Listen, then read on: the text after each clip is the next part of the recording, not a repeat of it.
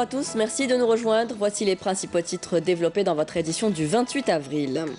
La Cour des comptes, une institution qui a pour mission le contrôle des finances publiques. Quel rôle joue-t-elle actuellement? Elle aurait remis de nombreux dossiers à la justice.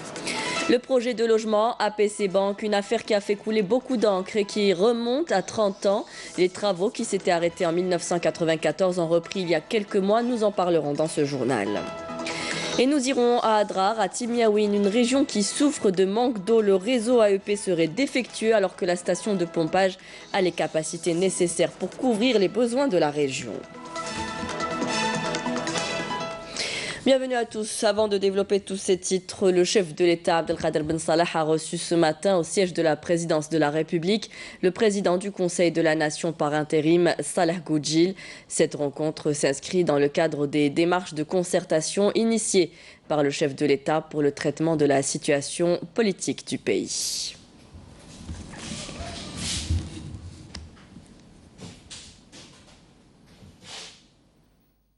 Le chef de l'État a également reçu ce matin le ministre des Affaires étrangères, Sabri Boukadoum.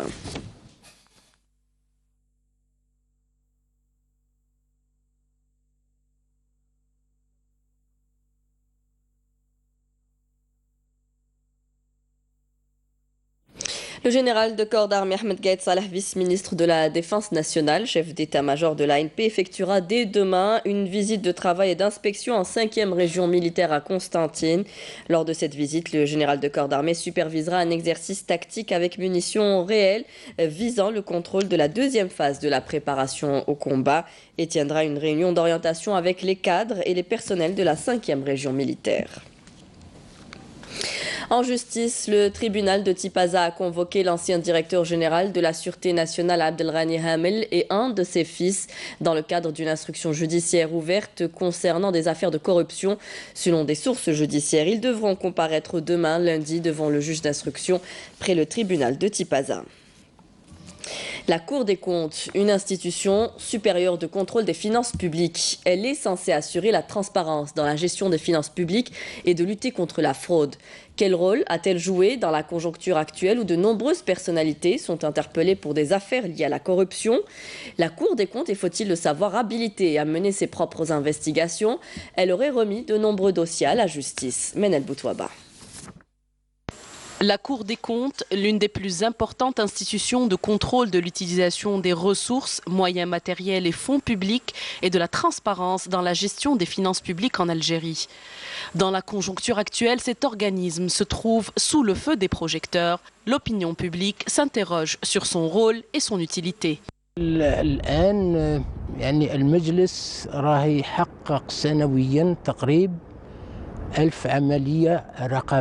La Cour des comptes procède actuellement à 1000 opérations de contrôle par an. Ces opérations se divisent en deux parties. La première concerne la révision des comptes d'un certain nombre d'établissements publics, de collectivités locales et d'entreprises étatiques, etc.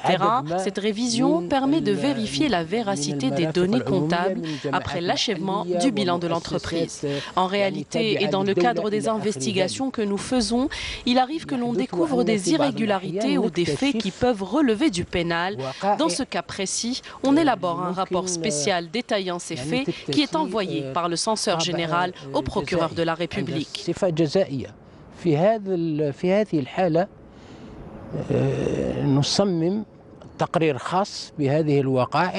La Cour des comptes reste donc l'autorité de référence dans l'amélioration de la gestion et la gouvernance des finances publiques dans tous les secteurs et se doit de lutter contre les diverses formes de fraude et de pratiques illégales en toute souveraineté.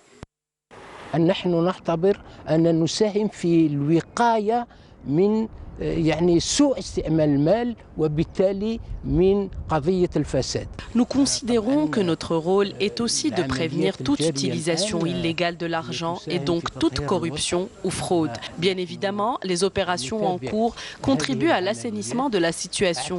Nous suivons avec attention ces opérations et je pense que l'autonomie de la justice, la transparence de la justice, le contrôle efficient et intelligent de ces dossiers va permettre un réel c'est l'assainissement de la situation. Et le Conseil est habilité à entamer une réflexion profonde sur les racines de cette corruption. Et donc, partant de l'argent public circulant dans les institutions publiques, l'on est passé au transfert de sommes colossales vers les canaux qui alimentent cette corruption, ou ce que j'appelle le secteur de la corruption.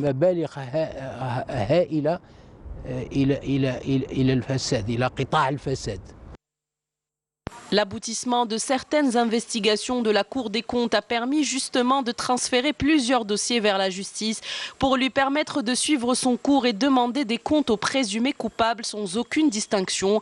Des procédures qui se déroulent actuellement dans la transparence, scrutées et analysées par une opinion publique qui en attend le dénouement avec impatience.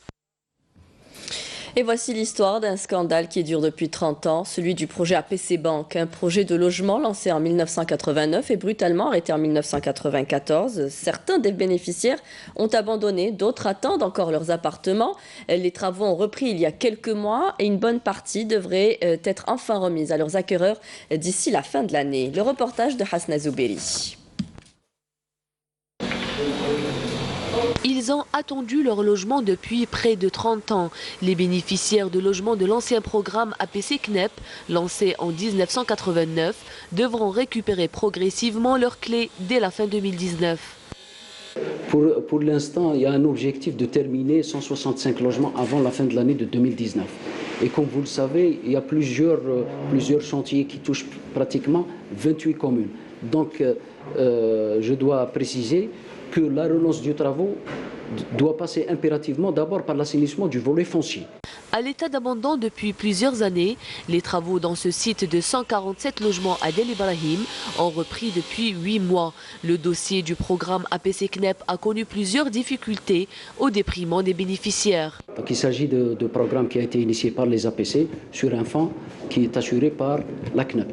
Devant les difficultés financières, l'État est venu en 2011 et a assigné par le remboursement des dettes qui ont été contractées par les APC, de facto, ce programme devient une propriété privée de l'État. Aujourd'hui, il s'agit de relancer les travaux dans les sites qui étaient à l'arrêt, mais également de régulariser la situation des premiers bénéficiaires de ces logements sans papier depuis les années 90. L'assainissement de ce dossier doit passer impérativement par deux grands dossiers, si j'ose dire. Donc il s'agit d'abord des programmes qui sont achevés et habités qui méritent une régularisation administrative. D'abord contracter ou faire passer les contrats de location et juste après la cession conformément à la réglementation en faveur des gens qui occupent ces logements. La formule APC CNEP concerne plus de 11 000 logements répartis sur 28 communes de la wilaya d'Alger, dans les sites les plus connus à savoir Hammamet à Ain Benyen, Del Ibrahim et El Mohammedia. Après plusieurs rebondissements, cette affaire prend enfin une tournure positive au profit des bénéficiaires. Et je rectifie donc, il s'agit bien du projet APC CNEP. À Timiaouine, commune frontalière d'Adrar, les habitants souffrent d'un gros problème d'eau. Le réseau AEP est défectueux et vétuste, ce qui complique l'alimentation en eau potable dans la région. Et pourtant, la station de pompage d'une capacité de plus de 4000 m3 par jour couvre largement les besoins quotidiens des habitants de la région. Karim Haïfa. Cette station de pompage fait partie des 3 stations de pompage des eaux souterraines qui alimentent la ville frontalière de Timiaouine en eau courante. Une station mise en service depuis quelques années sans pour autant permettre aux habitants de la commune de bénéficier de l'eau courante à cause d'un réseau de distribution en très mauvais état.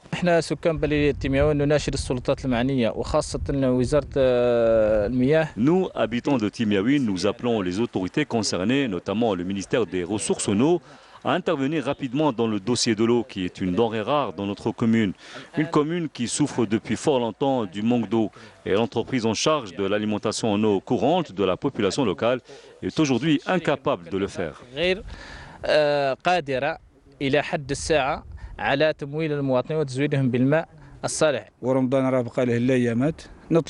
ne reste que quelques jours avant le mois de Ramadan. Nous appelons donc les autorités concernées à intervenir pour régler ce problème de gestion de l'eau dans la région de Timiaouine, car les moyens manquent pour cette gestion et à la base, la commune n'est pas habilitée pour gérer la situation. La station de pompage a une capacité de plus de 4000 m3 d'eau potable par jour, beaucoup plus que les besoins quotidiens des habitants de Timiaouine. Malgré cela, les robinets sont toujours à sec, et ce, plusieurs jours par semaine. Il y a quelques problèmes, entre autres le manque en moyens matériels et humains spécialisés pour gérer ce genre de projet. Nous sommes donc intervenus au niveau du ministère de tutelle pour avoir plus de moyens matériels afin de gérer comme il faut cette installation qui est un projet vital et indispensable pour les habitants de Timiaouine. À la veille du mois sacré, les habitants de Timiaouine tirent la sonnette d'alarme, espérant voir un jour l'eau couler enfin des robinets. L'alimentation en eau potable, on en parle encore à Mascara. Cette fois-ci, plusieurs projets sont en cours pour le raccordement de certaines communes de la wilaya au réseau AEP pour permettre une alimentation plus régulière. À l'approche notamment du mois de Ramadan et de l'été, la wilaya sera désormais raccordée au réseau MAE qui a alimenté jusque-là l'axe Mostaganem, Erze, Oran. Manel Boutouaba. La cadence des travaux s'accélère pour le raccordement de la commune d'El Borj et les communes environnantes au réseau d'alimentation en eau potable. Le taux d'avancement est estimé actuellement à 70%. Le projet a été réalisé en réponse aux demandes des usagers qui souffrent cruellement des perturbations dans la distribution d'eau potable. Un soulagement pour eux, notamment avec le mois de Ramadan et l'été qui approche à grands pas.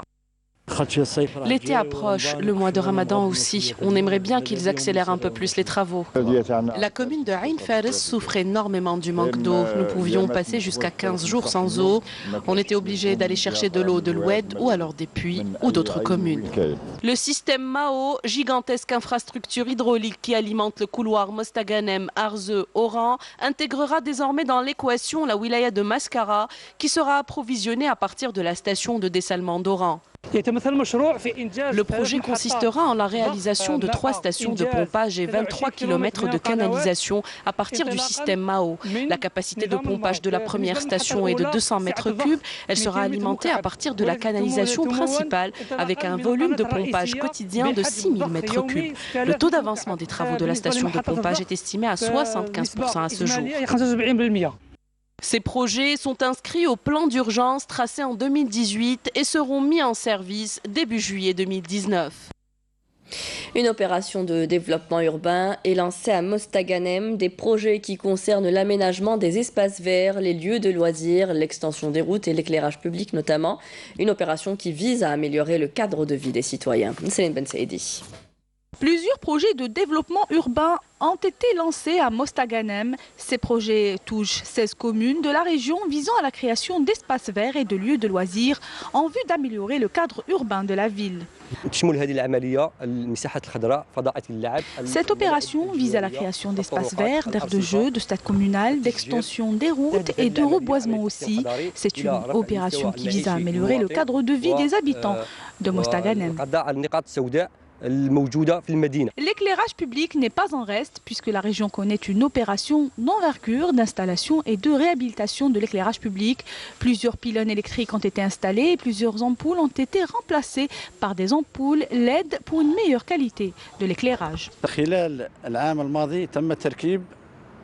Nous avons installé 4700 ampoules LED pour plus d'économie d'énergie. Ces ampoules ont été installées à travers les principaux axes de la région et notamment au niveau du front de mer à Salamandre. L'installation de 15 000 autres ampoules est aussi prévue pour cette année.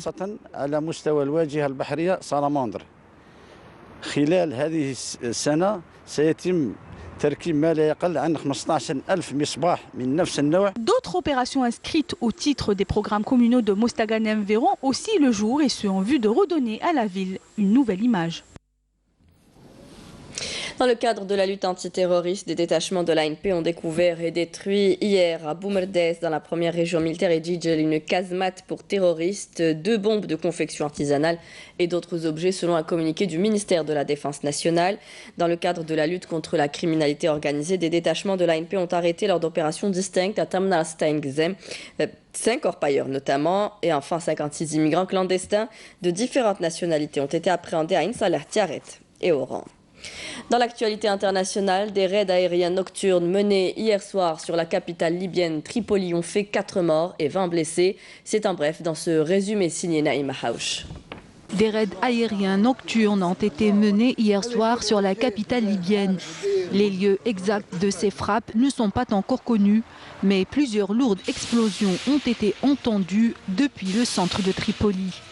Par ailleurs, 3 municipalités de l'ouest de la Libye ont reporté ce midi les élections municipales prévues ce samedi en raison de la situation sécuritaire et des divisions politiques dans le pays. Le Conseil militaire de transition soudanais a condamné une attaque perpétrée ce samedi par un groupe non identifié contre une réunion du Parti du Congrès national. Des citoyens en colère ont violemment interrompu la réunion du NCP à Khartoum. Selon des médias locaux, plus de 60 membres du parti ont été blessés et 140 autres ont été séquestrés pendant des heures. En outre, les dirigeants de la contestation et les chefs de l'armée soudanaise ont convenu d'instaurer une autorité conjointe entre civils et militaires. Il reste à déterminer quel pourcentage du Conseil sera dévolu aux civils et combien aux militaires. Lors d'une conférence de presse à l'issue du sommet des nouvelles routes de la soie à Pékin, Vladimir Poutine affirme que la Russie n'augmentera pas sa production de pétrole pour l'instant, malgré le durcissement des sanctions américaines contre l'Iran. Le président russe se dit par ailleurs satisfait de sa rencontre avec le dirigeant nord-coréen, 2 mois après le fiasco retentissant de sa rencontre avec Donald Trump à Hanoï.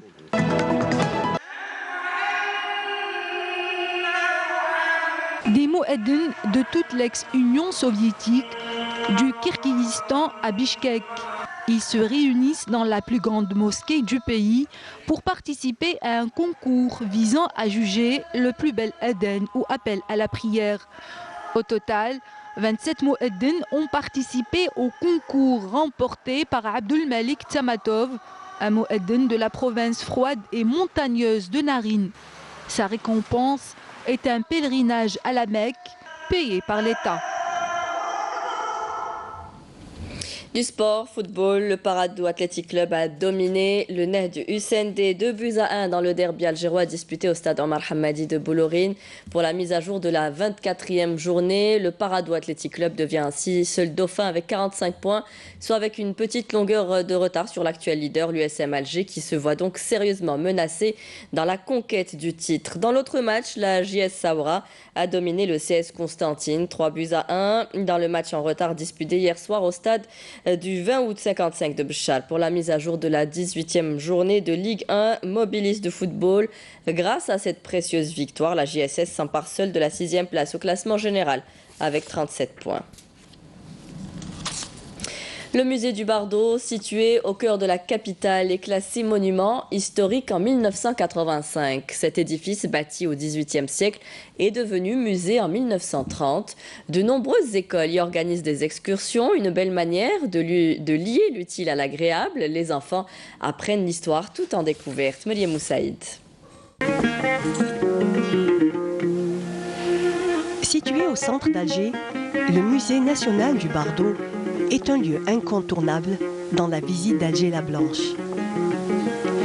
Ce lieu fut édifié à la fin du XVIIIe siècle par un riche notable. À l'époque, l'édifice servait de villa d'été aux propriétaires qui recevaient les riches notables comme invités. À l'époque de la colonisation française, cette villa subit quelques transformations et extensions, mais toujours en gardant le cachet du style mauresque.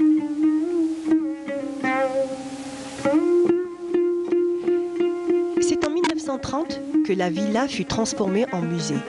Et depuis 1985, le musée national du Bardo est classé monument historique.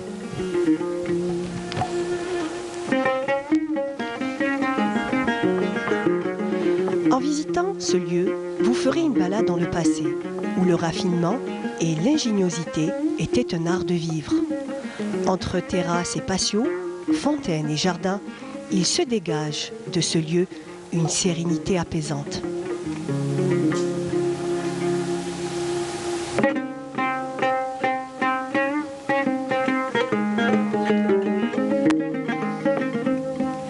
Le musée est souvent pris d'assaut par des écoliers qui viennent visiter ce lieu et apprécient la sortie avec les amis dans un lieu peu commun.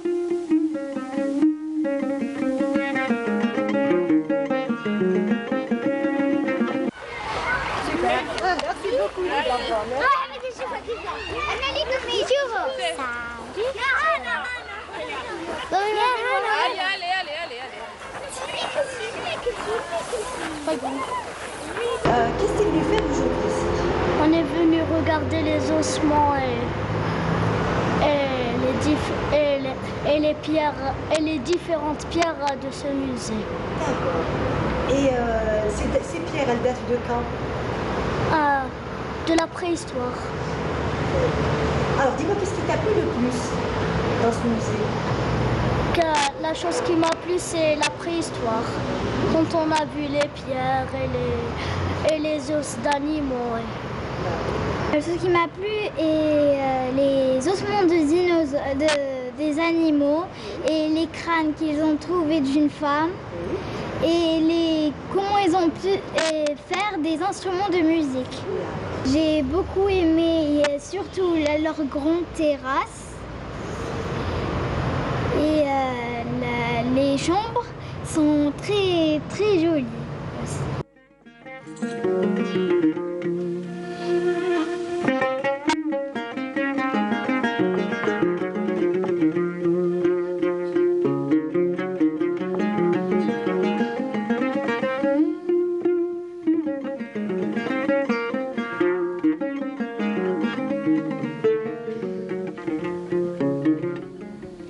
Et des visites pédagogiques sont également organisées au musée d'Il-Lizi ainsi que des expositions de peinture, une initiative qui vise à faire revivre le patrimoine culturel. Hassiba Abdallah. Le patrimoine de nos ancêtres, une richesse pour nos enfants.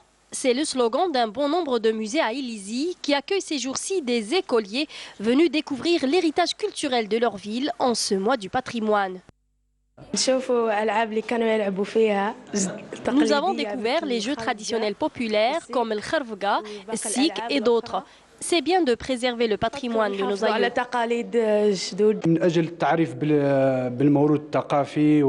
L'objectif est de faire connaître le patrimoine culturel ainsi que les jeux populaires d'autrefois à nos enfants. Et par la même occasion, nous leur montrons la technique de fouille archéologique.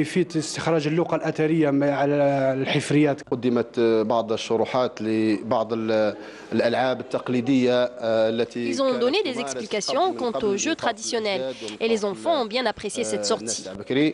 En parallèle, la bibliothèque principale a organisé une exposition de différents tableaux retraçant la vie à Il-Lizi à travers le temps. L'objectif est de faire connaître le patrimoine culturel ainsi que les jeux populaires d'autrefois à nos enfants. Et par la même occasion, nous leur montrons la technique de fouille archéologique. Par cette initiative, les musées d'Il-Lizi comptent préserver les traditions ancestrales de la région et faire découvrir l'histoire de cette dernière aux nouvelles générations.